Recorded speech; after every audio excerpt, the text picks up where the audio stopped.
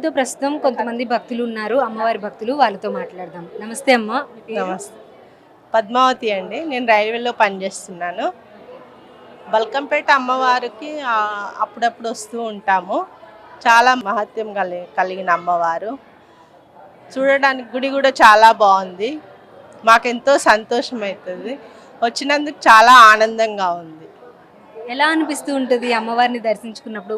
అంటే మీరు అంతకు ముందు కూడా వచ్చారు కదా, ఏదైనా కోరిక కోరుకోవడం అది నెరవేరడం అట్లా ఏమన్నా? కోరిన కోరికలు నెరవేరుతాయండి. చాలా మహత్యం గల అమ్మవారు, చూడదగిన గుడి. అంటే ఇక్కడ నార్మల్గా మీరు అన్నట్టు చూడదగిన గుడి అన్నట్లు, జనరల్గా మనం ఏదైనా టెంపుల్కి వెళ్తే అమ్మవారు కూర్చొని మనకి దర్శనం ఇస్తూ ఉంటారు. ఇక్కడ దర్శనం చేసుకున్నప్పుడు మీకు ఎలా అనిపించింది?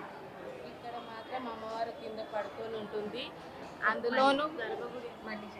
అందులోనూ గర్భగుడి అనేది ఇక్కడ బల్కంపేట ఎల్లమ్మ గుడి మాత్రం స్పెషాలిటీ ఏంటి అంటే, అంతటా ఏ గుడికి వెళ్ళినా మనకి గర్భగుడి అనేది మీద ఉంటుంది, అమ్మవారి మీద. ఇక్కడ ఒక్క గుడి మాత్రం మనకు హైదరాబాద్లో తెలిసిన వాడికి కింది ఉంటుంది గుడి. మన స్పెషల్ కొత్తగా తెలియని వాళ్ళు ఎక్కడుంది గుడి అని వెతుక్కుంటాం, కానీ పోయి చూస్తే కానీ తెలియదు కింది ఉంది అని. కింది చూస్తే అమ్మవారు నిలబడి ఉంది, మళ్ళీ పడుకొని ఉన్న అమ్మవారు కూడా స్పెషల్గా ఇక్కడ మాత్రమే ఉంది.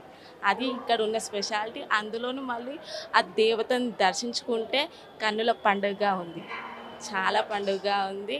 మళ్ళీ మళ్ళీ రావాలనిపించే ప్లేస్ ఇది. బోనాలు కూడా స్టార్ట్ అవుతున్నాయి కదా, ఆషాఢ మాసం కూడా వస్తుంది. బోనాలు మీరు సమర్పిస్తూ ఉంటారా? అంటే మాకు లేదు.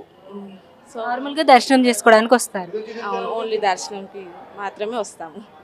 ఫస్ట్ టైం మీరు ఇందాక చెప్పారు కదా, చూస్తే కానీ తెలియదు అమ్మవారు ఎక్కడుందని చెప్పి. సో ఫస్ట్ టైం మీకు చూసినప్పుడు ఎలా అనిపించింది?